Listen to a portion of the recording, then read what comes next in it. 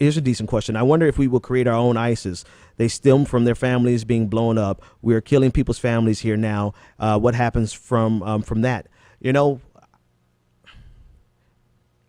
we already have our own ISIS, and it's just anger.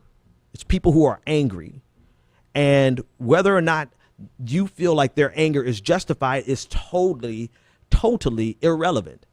Whether or not you think they have a reason to be angry is completely irrelevant.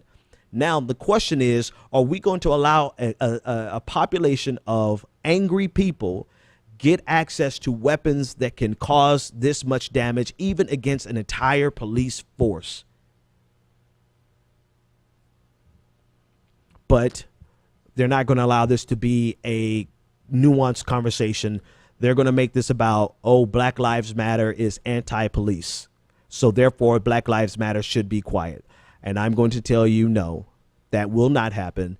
That cannot happen, because I am Black Lives Matter. You are Black Lives Matter. Your neighbor is Black Lives Matter. Every person that has ever identified or been a marginalized group is Black Lives Matter. We're not just fighting on behalf of black people. We're fighting on behalf of every marginalized group. We're fighting on behalf of Hispanics, of Asians. We're fighting on behalf of women. We're fighting on behalf of the LGBTQ community. We're fighting on behalf of every group that has legitimately, and I take the word legitimately out, that has been marginalized by America. Therefore, Black Lives Matter, newsflash, will not go anywhere. If nothing else, matter of fact, right now is more important than ever to say and remind America that Black Lives Matter. You know why? Because black people just instantly became the target.